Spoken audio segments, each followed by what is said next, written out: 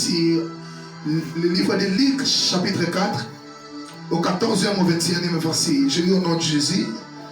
Je répète pour une très bonne audition, Luc, chapitre 4, le 14e verset au 21e verset. Amen. Alors, la Bible est en train de dire ceci.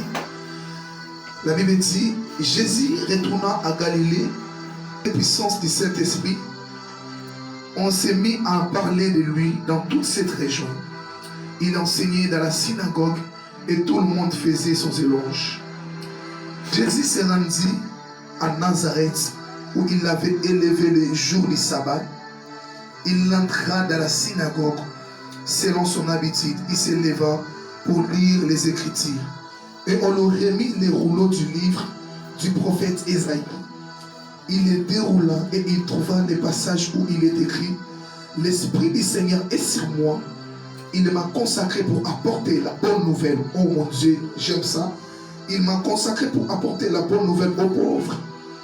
Il m'a envoyé pour proclamer la délivrance aux prisonniers et don de la vie aux aveugles, pour libérer les opprimés, pour annoncer l'année où le Seigneur manifestera sa faveur.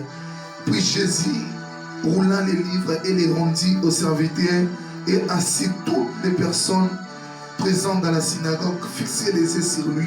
Alors il s'est mis à leur dire, cet passage de l'Écriture est réalisé aujourd'hui pour vous qui m'écoutez. Amen. Amen. Alors premièrement, je bénis le Seigneur parce que la fois dernière, le dimanche, on a reçu des problèmes techniques.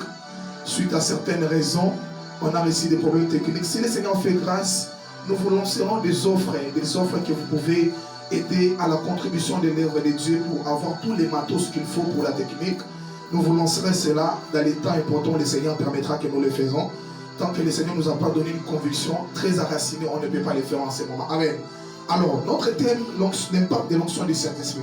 Alors, je suis sûr déjà que beaucoup de personnes se posent des questions en ce moment. Pourquoi les prophètes Israël doivent nous apporter à parler sur l'impact de l'onction du Saint-Esprit? Et il y a beaucoup même qui ont débuté dans la vie chrétienne. Il y a beaucoup qui se disent peut-être qu'ils sont des chrétiens en ce moment, mais ils ne connaissent pas la réalité ou la vraie définition sur ce qu'on appelle la personne du Saint-Esprit. Alors, premièrement, ce qu'on doit connaître aujourd'hui est que le Saint-Esprit, lorsqu'on parle du Saint-Esprit, le Saint-Esprit n'est rien d'autre que le déploiement de ce Dieu. Notre Dieu, la Bible nous présente un Dieu qui agit à trois personnes, un Dieu qui agit comme le Père, le Fils et le Saint-Esprit.